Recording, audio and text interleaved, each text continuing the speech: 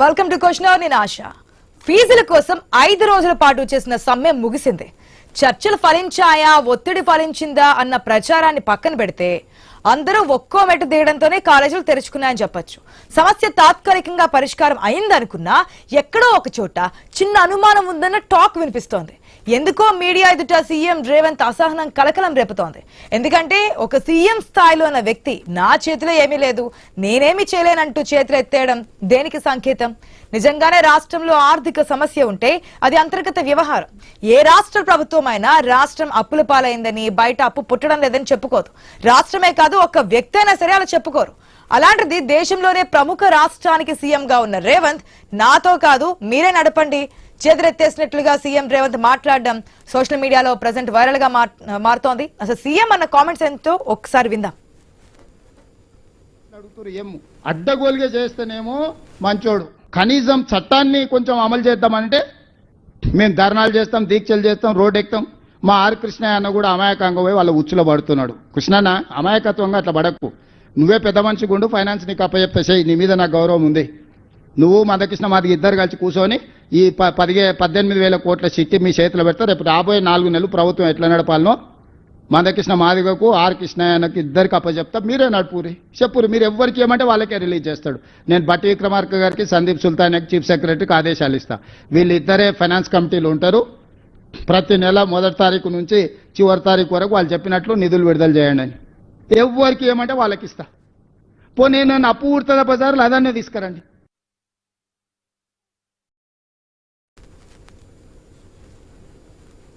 విన్నారుగా ఈ comments. Finance కావాలంటే ఆయనకి అప్పు చెప్పేస్తాను, ఆర్ కృష్ణయ్యకి నా వల్ల కావడం లేదు, పోనీ ఎక్కడైనా అప్పు పుడుతుందా అంటే అది కూడా పుట్టట్లేదు అనే విధంగా సేమ్ కామెంట్స్ చేశారు సీఎం రేవంత్ రెడ్డి. అసలు ఈ కామెంట్స్ దేనికి అర్థం ఇస్తోంది, దీని అర్థం ఏంటి, అసలు దేనికి ఇటువంటి కామెంట్స్ చేశారన్న అనుమానాలు కూడా కలిగిస్తోంది.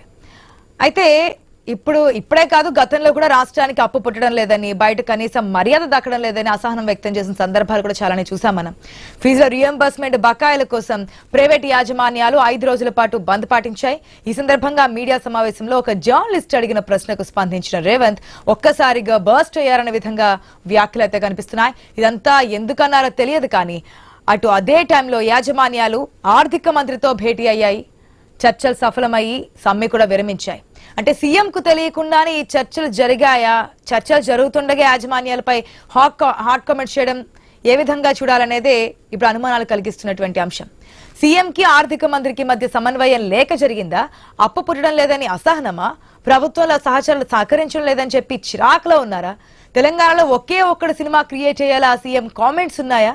ఒకవేళ ఎంపీ ఆర్ కృష్ణయ్య, మందకృష్ణ మాదిగ స్పందిస్తే రేవంత్ సమాధానం ఏంటి? ఎందుకంటే వాళ్ళకి అప్ చెప్పేస్తాను కదా, ఫినాన్స్ మీకు అప్ చెప్పేస్తాను, మీరే చూసుకోండి అని చెప్పారు కదా. ఒకవేళ మనకి ఒకే ఒకటని చెప్పి సినిమా ఎందుకు ఇక్కడ అంశం వచ్చిందంటే సేమ్ అక్కడ కూడా అంతే కదా, ఒక రోజు నువ్వు చేయండి తెలుస్తుంది ఇదంటే సరే అని చెప్పి తీసుకుని చాలా విషయాల్లో మార్పులు చేర్పులు సస్పెండ్ చేయడం ఇవన్నీ చేస్తుంటారు.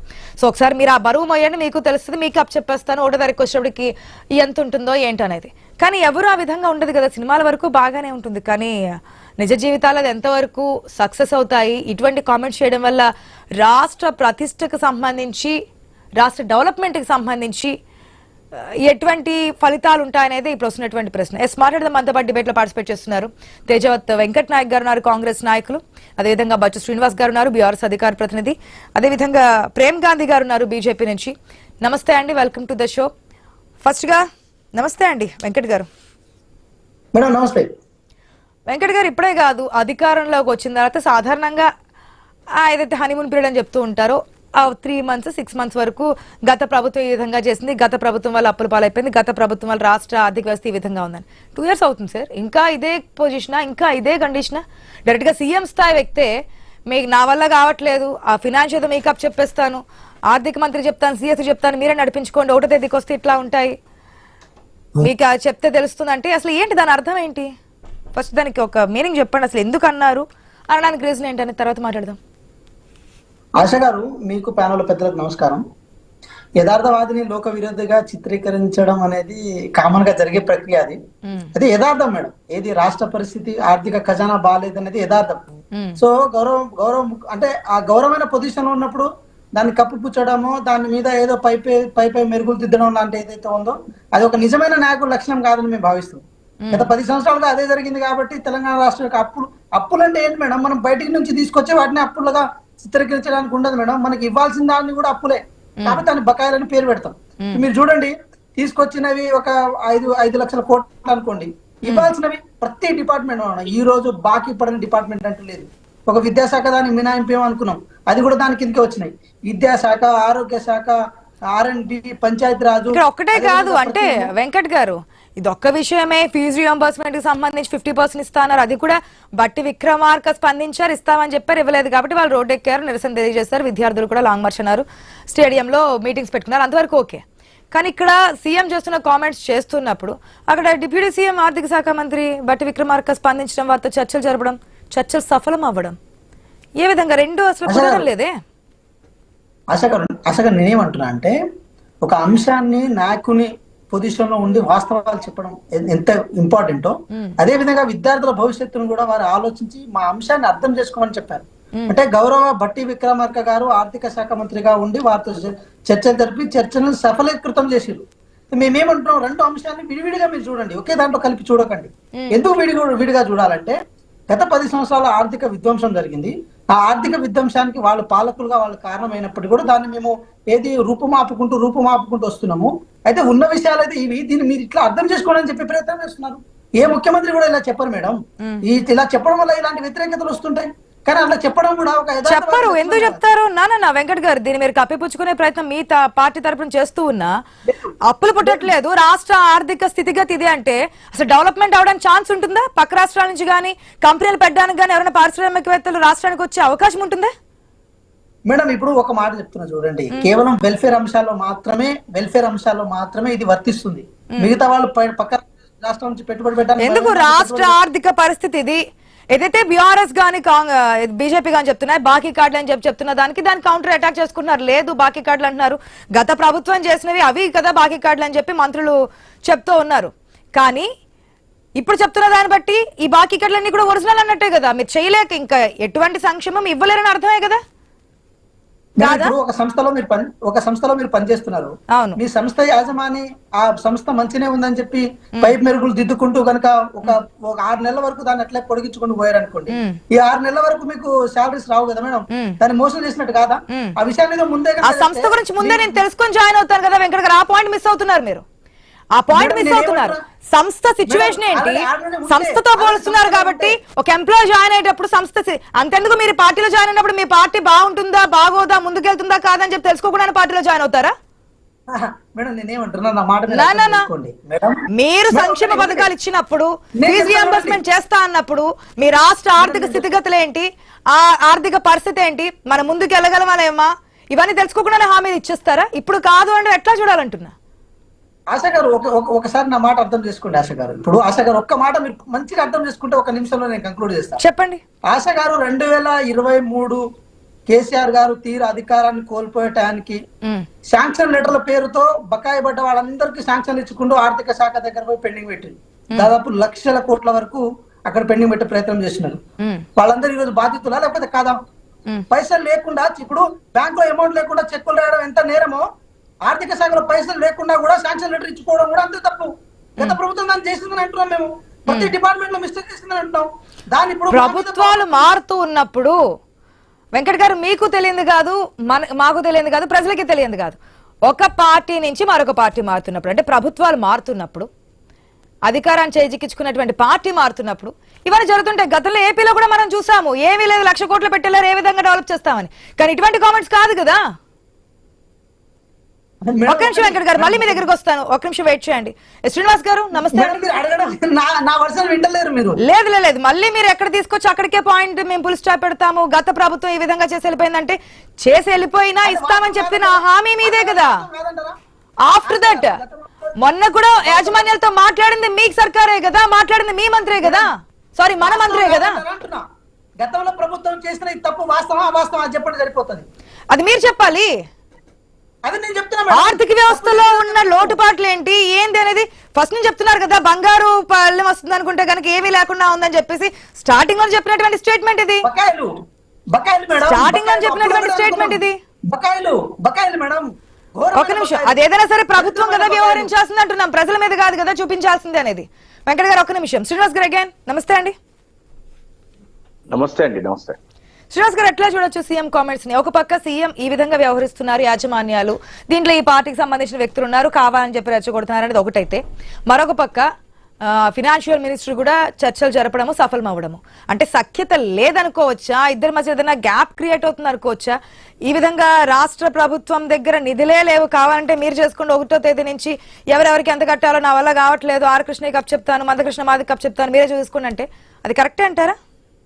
మీ అభిప్రాయం ఏంటి?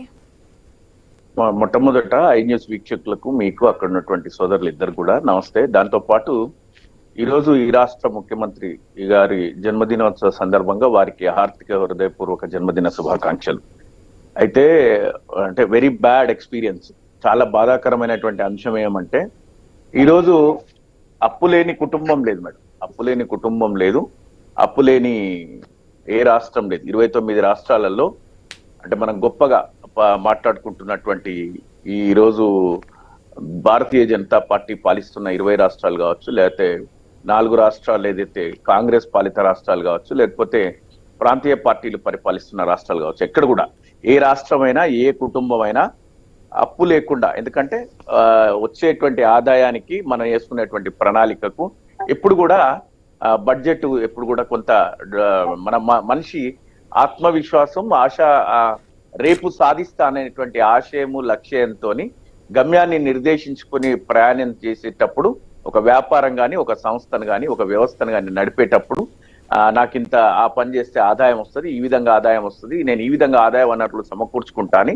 తను అప్పులు చేసి ముందుకెళ్లేటువంటి ప్రయత్నం చేస్తుంటాడు. ఈ రోజు ప్రపంచంలో ఎవరు కూడా అప్పు లేకుండా ఉన్నటువంటి పరిస్థితి లేదు, ఆ దిశగా ముందుకెళ్తున్నారు. ఈరోజు సింగపూర్ పట్టణాన్ని 36 సంవత్సరాలు ఒక ప్రధానమంత్రి దాన్ని అంటే చాలా వీక్ కండిషన్ నుంచి ప్రపంచంలో ఒక బలమైన ఆర్థిక వ్యవస్థగా మార్చినటువంటి సందర్భాన్ని మనం చూసినాం. అట్లనే తెలంగాణ ప్రభుత్వం వచ్చినప్పటి నుంచి, తెలంగాణ ఏర్పాటు నుంచి తెలంగాణ కాంగ్రెస్ పార్టీకి అప్పజెప్పే నాటికి 50,000 ఆదాయము, 50,000 కోట్ల ఆదాయము, 75,000 కోట్ల అప్పుతోని ఈరోజు ఆ తెలంగాణను తీసుకొని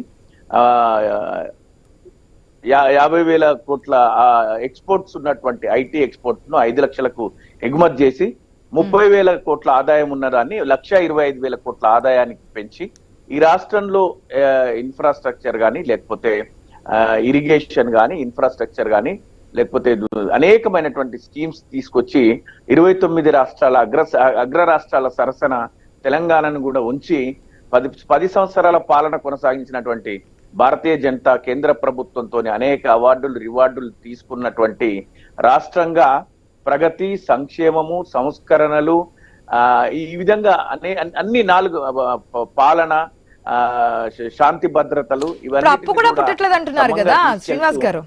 కనీసం ఇటువంటి ఏదైనా చేయాలి అంటే ఎందుకు మాట్లాడుతున్నా అంటే అప్పులైనా పుట్టాలి, అది కూడా పుట్టట్లేదు అంటున్నారు. నేను ఒక్క మాట చెప్తున్నా ఏంటంటే, ఇదంతా నేను ఎందుకు చెప్పొస్తున్నా అంటే అలాంటి పరిస్థితుల్లో ఉన్నటువంటి తెలంగాణను తీసుకొని తెలంగాణను ఒక గొప్ప రాష్ట్రంగా, ధనిక రాష్ట్రంగా, ప్యాడీ ప్రొడక్షన్ కానీ, లేకపోతే ఐటీ ఎక్స్పోర్ట్స్ కానీ, లేకపోతే ఇన్ఫ్రాస్ట్రక్చర్ కానీ, లేకపోతే ఇండస్ట్రియలైజేషన్ కానీ, లేకపోతే పెట్టుబడులను ఆకర్షించేటువంటి ప్రయత్నంలో కానీ ఈ రాష్ట్రం ఎవరు అవునన్నా కాదన్నా చాలా గొప్పగా అభివృద్ధి చెందింది. సరే, చేసింది కాంగ్రెస్ ప్రభుత్వం చాలా తక్కువగా చూపించేటువంటి ప్రయత్నం చేసినా చేయాల్సింది ఎప్పటికీ మిగిలే ఉంటది. ప్రగతి అనేటువంటిది నిరంతరం. ఇట్లాంటి పరిస్థితుల్లో ఒక రాష్ట్ర ముఖ్యమంత్రి తన బాధలను, నొప్పిని, అంటే ఎవరికి కూడా ఎప్పుడు కూడా పిడికిలి బిగించినంత సేపే, గుప్తంగా ఉంచినంత సేపే ఏదో ఉంది అనేటువంటిది ఉంటది. వదిలేసి నా దగ్గర ఏమీ లేదు అంటే మన వైపు ఎవరు కూడా చూడని పరిస్థితి ఉంటుంది. చాలా బాధాకరమైన గతంలో కూడా చూసాం, లంకి బిందులు ఉన్నాయనుకుంటే ఇక్కడ ఏమీ లేవు, కాలి బిందులు తప్ప లంకి బిందులు లేవు అన్న కామెంట్ కూడా చూసాం స్టార్టింగ్ లో. 2 సంవత్సరాల కాల వ్యవధి అయింది, మీ శ్వేతపత్రాలు రిలీజ్ చేసిండ్రు, ఇదంతా మీరు అన్నారు. మా తమ్ముడు వెంకట్ నాయక్ సరే ఆయన డిఫెన్స్ చేసుకోవాలి కాబట్టి మాట్లాడుతుండు. అధికారంలోకి వచ్చే నాటికి రాష్ట్ర ప్రభుత్వ ఆదాయాల మీద, రాష్ట్ర ప్రభుత్వ అప్పుల మీద అనేక సందర్భాలలో పిసిసి ప్రెసిడెంట్ గా ముఖ్యమంత్రి గారు కూడా మాట్లాడిండ్రు, బట్టి గారు కూడా మాట్లాడిండ్రు, వారితో పాటు ఇరిగేషన్ మినిస్టర్ ఉత్తమ్ కుమార్ గారు కూడా మాట్లాడిన సందర్భాలు ఉన్నాయి. అంటే రాష్ట్ర ఆర్థిక స్థితిగతుల మీద సంపూర్ణ సమగ్ర అధ్యయనం ఉండి ఒక 20 మందితోని కమిటీ వేసి రేపు ఏ విధంగా వెల్ఫేర్ స్కీమ్స్ ఇంప్లిమెంట్ చేయాలని జానయ్య గారి అధ్యక్షతన ఇప్పుడు agriculture university vice chancellor professor ఈ కామెంట్స్ చూస్తుంటే ఏమనిపిస్తుంది అంటే 2 సంవత్సరాలు కంప్లీట్ అయింది కదా చాలా శ్రీనివాస్ గారు. ఇది ఏంటంటే ఇది అసహనము, పాపం ఆయనకి ఎవరు సహకరించని పరిస్థితి, సమన్వయ లోపము, కలిసి పనిచేయలేని పరిస్థితి, ముఖ్యమంత్రి పీఠాన్ని కదిలించాలనేటువంటి ప్రయత్నం కూడా జరుగుతుంది. కావాలని పోటీగా మొన్న ఏంటంటే జూబ్లీ హిల్స్ లో సినిమా వాళ్ళతోని సమావేశం పెట్టినప్పుడు ఢిల్లీలో కూడా ఉన్నారంట సినిమాటోగ్రఫీ మినిస్టర్ అయినటువంటి వెంకటరెడ్డి గారు. ఆయన అన్నారు, నా మినిస్ట్రీకి సంబంధించినటువంటి వ్యక్తులతోని నా ప్రమేయం లేకుండా ఎట్లా పెడతారు ఆయన ఇవన్నీ కూడా ఆయన చికాకులో ఉన్నారు లేదంటే అసంతృప్తితో ఉన్నారు కాబట్టి ఇటువంటి కామెంట్స్ చేస్తున్నారు అంటారు. వ్యక్తిగత కక్షలు పెట్టుకొని ముఖ్యమంత్రి గారి ప్రమేయం లేకుండా ముఖ్యమంత్రి గారికి చెప్పకుండా ఈ చేసే వ్యాఖ్యల పట్ల తెలంగాణ రాష్ట్రము భారతదేశంలో భిన్నంగా కనిపించేటువంటి ప్రయత్నం కనిపిస్తది. ఇట్లాంటిది మంచిది కాదు రాష్ట్రానికి. ఈ 5 సంవత్సరాలైనా గొప్పగా పరిపాలన చేసి రాబోయే రోజులలో వాళ్ళ ఆర్థిక క్రమశిక్షణతోని కేబినెట్ సమన్వయంతోని మెలగాలని కోరుకుంటున్నాను. ఓకే, ప్రేమ్కాంత్ గారు నమస్తే అండి. నమస్కారం. ప్రేమ్కాంత్ గారు మీరేమంటారు? అసలు ఇప్పటికీ తెలంగాణలో మాకు ఛాన్స్ ఇవ్వలేదు, బీఆర్ఎస్ అయిపోయింది, కాంగ్రెస్ అయిపోయింది, నెక్స్ట్ మేము అధికారంలోకి వస్తామంటున్నారు. అధికారంలోకి వచ్చినటువంటి కాంగ్రెస్ పార్టీ మా వల్ల కాదు మహానుభావ, కావాలంటే మినిస్ట్రీ మీకు ఇస్తాం మీరు చూసుకోండి, అప్పులు కూడా పుట్టట్లేదన్న కామెంట్స్ మనం సీఎం దగ్గర నుంచి వింటున్నాం. ఏంటిది రాష్ట్రానికి ఒక గుడ్ అడ్వైజా లేకపోతే దీన్ని ఎట్లా చూడొచ్చు అంటారు సీఎం కామెంట్స్ ని మీ అభిప్రాయం ప్రకారం? ముందుగా ప్యానెల్ ఉన్నటువంటి వ్యక్తులకు నమస్కారం, అలాగే ఐ న్యూస్ ప్రేక్షకులు, అలాగే ఈ రాష్ట్ర ముఖ్యమంత్రి అయినటువంటి రేవంత్ రెడ్డి గారికి జన్మదిన శుభాకాంక్షలు. అయితే ఇక్కడ మనము పూర్తి స్థాయి విశ్లేషిస్తా ఉంటే ఆయన అసహనాన్ని కోల్పోతా ఉన్నాడు, తన సమన్వయాన్ని కోల్పోయి ఏదో ఏం మాట్లాడుతున్నా అర్థం లేనటువంటి సంకోచంలో ఉన్నాడని మనకు క్లియర్ గా అర్థమైతా ఉంది.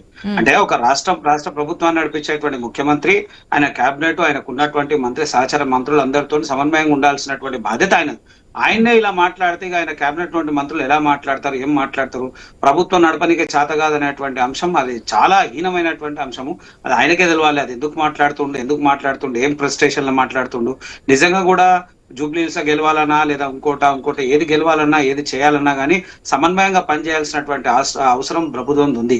గత ప్రభుత్వంలో అనేక సందర్భాల్లో బీఆర్ఎస్ మీద ఉన్నప్పుడు ఈయననే మాట్లాడిండు, అప్పుల రాష్ట్రం మేము ఏం చేసి చూపించాలో, మేము ఎట్లా నడిచి చూపించాలో అని చెప్పి తెలుసు. అప్పులు లేవని కాదు కదా, అప్పులు ఉన్నాయని అనేక సందర్భాల్లో వీరు మాట్లాడినటువంటి దాఖలాలే ఉన్నాయి. ఇదే రేవంత్ రెడ్డి గారు అనేక సందర్భాల్లో మాట్లాడారు కదా, అప్పులు ఉన్నాయి, ఖాళీ బిందెలని, అవి ఏదో అనుకున్నాము ఏం లేదు అని అనేక సందర్భాలు మాట్లాడినటువంటి ముఖ్యమంత్రి ఇలా అప్పులే లేవు, మేము కాదు, మీరు కాదు, ఆర్ కృష్ణయ్య గారు, మందకృష్ణ మీరు నడిపేయండి అంటే అరే హాస్యాస్పదమైనటువంటి అంశం. వాళ్ళు ఏమన్నా ప్రభుత్వంలో కనీసం ఇలా పార్టీలో లేరు, ఇలా కేబినెట్ లో లేరు, ఏం అంశం లేనటువంటి విషయంలో అంటే ఇక అసలు అసందర్భమైనటువంటి మాటలు మాట్లాడుతున్నారు. అది ముమ్మాటికి తప్పు. ప్రభుత్వం నడపాలనేటువంటి ఆలోచన ఉన్నప్పుడు వనరులు సృష్టించాల్సిన బాధ్యత ప్రభుత్వం ఉంది. వనరులు సృష్టించకపోగా ఇంకా అనేకమైనటువంటి ఇబ్బందులు క్రియేట్ చేసేటువంటి ప్రయత్నం చేస్తాను. ఇది ఎటువంటి ఇండికేషన్ ఇస్తుంది అనుకుంటున్నారు గాంధీ గారు? ఒకటి, ఇప్పుడు జూబ్లీహిల్స్ బైపోల్ వచ్చింది, ప్రచారానికి వెళ్తున్నారు, సీఎం వెళ్ళిన ప్రతి చోట కూడా మీకు ఇట్లా ఉంది, గత ప్రభుత్వం ఏమి ఇవ్వలేకపోయింది, ఈసారి ఇక్కడ గెలిచినటువంటి బీఆర్ఎస్ జూబ్లీహిల్స్ కి ఏం చేయలేకపోయింది, మమ్మల్ని గెలిపించండి, మాకు ఓటేయండి, మేము ఇది చేస్తాము, 4000 ఇల్లు కట్టిస్తాము, ఇదేదని చెప్తున్నారు. ఒకవేళ రాష్ట్ర ఆర్థిక స్థితిగతి ఇది మేము గతంలో ఇచ్చిన హామీలే కాదు మొన్న ఇచ్చిన హామీలు కూడా అమలు చేసే సిచ్యువేషన్ లేదు అనుకుంటున్నప్పుడు ప్రజలు నమ్మే ఆస్కారం ఉంటుంది. ఇప్పుడు మళ్ళీ మీరు వరాలు కురిపిస్తే అది ఏమాత్రం అవకాశం ఉండదు. వాళ్ళు 6 గ్యారెంటీలే పూర్తి స్థాయి అమలు చేయలేకపోయారు. వాళ్ళు 420 హామీలు ఉండే, ఆ హామీలు ఎక్కడ పోయినాయి వాళ్ళకే తెలియదు. ఆ 5 సంవత్సరాల కింద రిటైర్మెంట్ అయిన వాని పైసలు వానికి ఇస్తలేరు. 2 సంవత్సరాలు ప్రభుత్వం ₹1 ఇయ్యలే, జిహెచ్ఎంసీకి ₹1 నిధులు ఇయ్యలే, ఎక్కడ సంక్షేమ పథకాలు ఎక్కడున్న పథకాలు అక్కడనే ఉన్నాయి. కాంట్రాక్టర్లు అసెంబ్లీ ముందర వచ్చి ధర్నా చేసేటువంటి పరిస్థితి వచ్చినాయి. అనేక సందర్భాలు వచ్చినాయి. పైసలు లేవు నీళ్ళే అంటున్నారు. ఇలా కొత్తగా మాటలు మాట్లాడుతున్నారు, అది చేస్తాం, ఇది చేస్తాం, ఇంత అభివృద్ధి చేస్తాం, అంత అభివృద్ధి, అది అసాధ్యమైనటువంటి విషయం అని వాళ్ళకి తెలుసు. అయినా ప్రజల్ని మభ్య పెడుతున్నారు. అది ముమ్మాటికి జరగదు. క్లియర్ గా చెప్తా ఉన్నాము. భారతీయ జనతా పార్టీ ఈ ఏదైతే ఫ్రీ బీస్ కి పూర్తిగా వ్యతిరేకంగా సమాజం కోసం ఏది అవసరం అది మాత్రం ప్రేమ్ గాంధీ గారు ఈ పాయింట్ అంగీకరించాం. ఉచితాలకి విరుద్ధంగా ఉన్నామన్న కామెంట్ తప్పు. ఎట్లా అంగీకరిస్తారు? ఉచితాలకి బీజేపీ దూరంగా ఉందనేది అవసరమో అది మాత్రమే ఇస్తా ఉన్నాము. అది ఉచితంగా ఇవ్వడం లేదా? అది ఉచిత హామీ కాదా?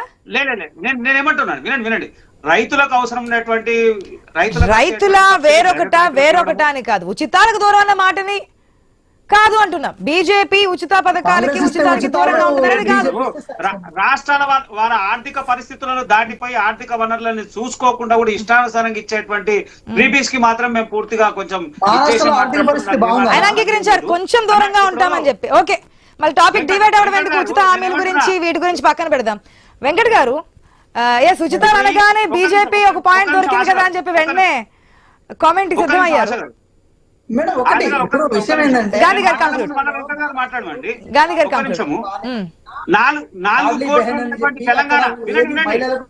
ప్రేమ్ గాంధీ గారు ఒక్క నిమిషం, టాపిక్ డివైడ్ చేద్దాం అన్నారు కాబట్టి నేను ఆ పాయింట్ లో మాట్లాడి. ఈ రోజు టాపిక్ అది కాదు, ఒక్క నిమిషం వెయిట్ చేయండి.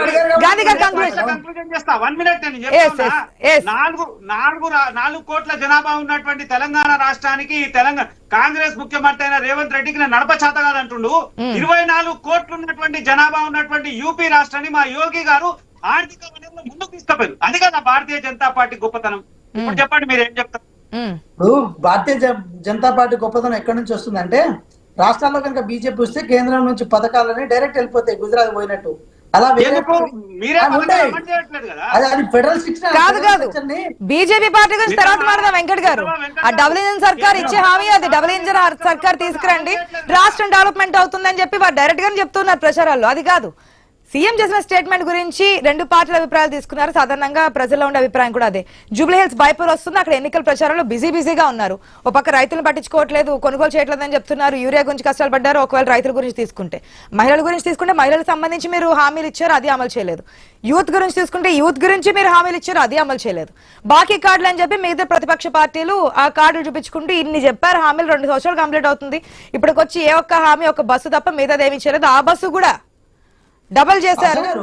ఆశ గారు ఇప్పుడు విషయాన్ని మీరు కూర్చుంచుకొని తీసుకొస్తున్నారు ఆశ గారు. దాన్ని నెగిటివ్ పర్స్పెక్టివ్ లో తీసుకొస్తే అటు ఒకసారి పాజిటివ్ మాట్లాడింది అదే కదా.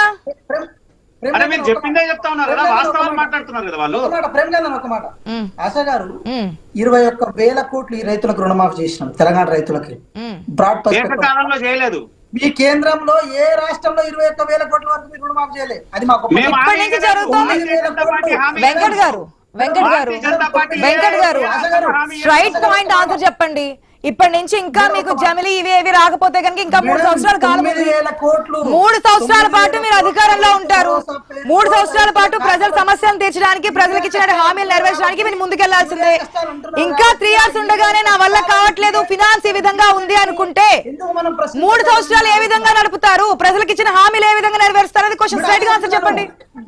అదే చెప్తున్నాను మేడం, నేను ఏమంటున్నా, ఉన్న ఆదాయాన్ని ఉన్న పైసల్ని గల్లా గురిగిలో రూపాయి దాచుకొని ఖర్చు చేస్తున్నాం మేడం. ఎక్కడ అది వృధాగా ఖర్చు చేస్తలేము, ఎక్కడ వృధాగా పోతలేము. ఏది నేషనల్ ఫినాన్స్ కమిషన్ ఏదైతే ఉందో అది కూడా తెలంగాణ రాష్ట్రంలో కితాబిచ్చిపోయింది కదా, ఆర్థిక క్రమశిక్షణతో ముందు పోతున్నా అని చెప్పి. ఈ రోజు మన జేపీ నారాయణ గారు కూడా చెప్పారు కదా ఒక మాట, ఏమని తెలంగాణ రాష్ట్రంలో గౌరవ ముఖ్యమంత్రి గారు యథార్థం చెప్పి ఆర్థిక పరిస్థితిని ప్రజలకు వివరించారు. మన విద్యా సంస్థలతో మాట్లాడినప్పుడు ఏదైతే కాలేజ్ యాజమాన్యాలు ఇవన్నీ క్లోజ్ చేసుకొని, పిల్లలు విద్యార్థులకు సంబంధించి స్కూల్స్ కాలేజీలు అన్ని క్లోజ్ చేసుకొని, ఎగ్జామ్స్ కూడా బంద్ చేసుకున్నప్పుడు మాట్లాడుతూ ఒక కామెంట్ చెప్పారు. ఈ విధంగా ఉంది కదా, కాస్త ఆ రోజు నాడు కాంగ్రెస్ పార్టీకి సంబంధించి వచ్చినటువంటి ప్యానెల్ మెంబర్ ఒక కామెంట్ చేశారు, ఇస్తామంటున్నాం కదా కొంచెం వెయిట్ చేయొచ్చు కదా, రాష్ట్ర ఖజానా చూసుకొని, రాష్ట్ర ఆర్థిక వ్యవస్థ చూసుకొని కొంచెం వెయిట్ చేయొచ్చు కదా అంటే, అవును మీరు అందాల పోటీలు పెడుతున్నారు, ఇవన్నీ పెడుతున్నారు, అక్కడికి వచ్చిన అమౌంట్ మా పిల్లల విద్యార్థుల దగ్గరికి వచ్చినప్పటికీ లేదంటే తెలంగాణ ప్రజలకు ఏదైనా చేయడానికి ఎందుకు ఉన్నట్లేదు అని చెప్పి అడుగుతున్నారు. మేడం, అందాల పోటీలకి తెలంగాణ రాష్ట్ర ప్రభుత్వం పర్యాటక శాఖ నుంచి ఫెసిలిటేటర్ కదా మేడం, పెట్టుబడిదారు కాదు కదా. సో ఒక మాట మేడం, 600 కోట్ల వరకు టోకెన్ ఏది నెంబర్ జనరేట్ చేసి 300 కోట్లు రిలీజ్ చేసినా మేడం. ఇంకో 300 కోట్ల టోకెన్ రిలీజ్ చేస్తా మేడం, ఆల్రెడీ రిలీజ్ చేసేసిన పైసలు 300 కోట్లు. 300 కోట్ల టోకెన్ రిలీజ్ చేస్తా ఉన్నది 1,200 కోట్లు. దాంట్లో 50% ఇస్తా అని చెప్పి బట్టి విక్రమార్క హామీ ఇచ్చింది. ఆ 50% లో మరీ ఇంకొక కోత చేసింది 25%. టెక్నికల్ పాయింట్ 1,200 కోట్లలో 600 కోట్లు రిలీజ్ చేస్తామని చెప్పి టోకెన్ నెంబర్ ఇచ్చిన తర్వాత 300 కోట్లు రిలీజ్ చేసేసినాము. ఇంకో అదే అంటున్నారు కదా, 300 కోట్లు రిలీజ్ చేశారు, మిగతా 300 కోట్లు. నేను అదే చెప్తున్నా, 300 కోట్లకు సంబంధించి రిలీజ్ అయింది, మిగతా 300 కోట్ల గురించే కదా బయటకు వస్తా. సో ఫైనల్ గా శ్రీనివాస్ గారు, మామూలు హ్యుమానిటేరియన్ లో మేడం రాష్ట్రం మేడం ఒక కుటుంబం ఎట్లనో రాష్ట్రం కూడా అట్లే కదా మేడం. పీకల మీద కత్తి అవును, మీ కుటుంబంలో ఈ విధంగా లేకపోతే కనుక బయటకు వచ్చి నేను కుటుంబం చేయలేకపోతున్నాను ఎవరైనా వచ్చి కుటుంబం చక్కబెట్టిందని చెప్తారా కుటుంబం మధ్యన వెంకట్ గారు? ఒక మాట ఏ కుటుంబంలో ఆర్థిక స్థితిగతులు ఉంటాయి, అప్ అండ్ డౌన్స్ ఉంటాయి. అది 1000 రూపాయలు సంపాదించే సామాన్యుడికైనా సరే, కోట్లు సంపాదించే కోటీశ్వరుడికైనా సరే, మన కుటుంబ సమస్యలు తీసుకొచ్చి రోడ్డు మీద పెట్టలేం కదా, మన ఆర్థిక సిచ్యువేషన్ తీసుకొచ్చి రోడ్డు మీద పెట్టలేం కదా. Madam point to be noted. అలాగని పేద బడుగు బలైన వర్గాలకు స్కాలర్షిప్ రావట్లేదు చెప్పి ఆ పిల్లల్ని ఇంటికి పంపేయడం కరెక్ట్ అంటారా? ఏది కాలేజ్ యాజమాన్యాలు అది కరెక్టా మరి? వాళ్ళ డిమాండ్స్ వాళ్ళకున్నాయి. ప్రభుత్వం ఎందుకు, ప్రభుత్వం ఆ డిమాండ్స్ నెరవేర్చని చెప్పి హామీ ఇచ్చింది మీరే కదా. మేడం డిమాండ్ కాదు మేడం, అది బ్లాక్ మెయిల్ చేస్తున్నారు, బెదిరిస్తున్నారు. ఇచ్చిన హామీ మీరే కదా, ఇచ్చింది కూడా డిప్యూటీ సీఎం కదా. ఆ పాయింట్ మిస్ అవుతున్నారు. గతంలో మీరు ప్రతిపక్ష హోదాలో ఉన్నప్పుడు అధికార పార్టీ చేయకపోతే మీరు రోడ్ల మీదకి వచ్చి ధర్నాలు చేయలేదా? ఇదే విద్యా సంస్థలకి మేము అనుకూలంగా ఉన్నా, మేము సపోర్ట్ చేస్తున్నామని చెప్పి దీక్షలు చేయలేదా? మేడం నా మాట మీరు వింటలేరు ప్లీజ్. నానా మీరు చెప్పే పాయింటే తప్పు. ప్రతి కుటుంబంలో ఉంటాయంటే కుటుంబంలో ఉంటాయి, అన్ని పార్టీలోనే ఉంటాయి, కానీ బహిర్గతంగా వస్తుంటే అది కష్టం కదా. మేడం నా మాట మీరు వింటలేరు మేడం. ఫైనల్ 10 seconds లో మీ ఫైనల్ పాయింట్ ఏంటో చెప్పండి వెంకట్ గారు, సమయం లేదు. కాలేజీ యాజమాన్యాలు మాకు సీఎం స్టేట్మెంట్ కి ఆన్సర్ ఏంటి చెప్పండి. మేడం నాకు 10 seconds కూడా మీరు ఇస్తలేరు. మీకు దండం పెడతా. ఒక మాట మీరు- సీఎం స్టేట్మెంట్ కి సమాధానం చెప్పండి. పరిస్థితి Yes, మేడం మేడం ఒకటే ఒక మాట మేడం, ఒక మాట ఏంటంటే నిజం వినడానికి మీరు సిద్ధంగా లేరనుకుంటారేమో కానీ ఒక మాట ఏంటంటే మేడం, ఈ రోజు తెలంగాణ రాష్ట్ర ఆర్థిక పరిస్థితిని చక్కదిద్ద పెట్టే ఒక క్రమంలో భాగంగా ఎవరైతే ప్రతిపక్ష నాయకులు ఏది అడ్డగులుగా మాట్లాడుతుంటే వాళ్ళకి సమాధానం చెప్పే ప్రయత్నం చేశారు కానీ ఎక్కడ ఏ ప్రజలను డిమోట్ చేయడానికి వారి ఉద్దేశం కాదు. కాలేజ్ యాజమాన్యాలు కూడా అలాంటి బ్లాక్ మెయిల్ చేయొద్దని చెప్పే ప్రయత్నం చేశారు. అది విద్యార్థుల భవిష్యత్తు మేరకు, విద్యార్థుల భవిష్యత్తు కోసం. చూద్దాం ప్రజల్లో ఉన్నటువంటి ఆన్సర్ ఏంటో, ఇవన్నీ కూడా తెలుస్తాయి కదా రాబోయే రోజుల్లో. గతంలో చూసాం, ఇప్పుడు మళ్ళీ చూసాం, ఇంకొకసారి చేస్తే కనుక ఏ విధంగా ఉంటుంది ప్రజా తీర్పు అనేది కూడా చూద్దాం. Thank you so much debate లో పార్టిసిపేట్ చేసిన అందరికీ కూడా. ఇది వాళ్ళకి వచ్చిన వరకు కీప్ వాచింగ్ ఐ న్యూస్. నమస్తే.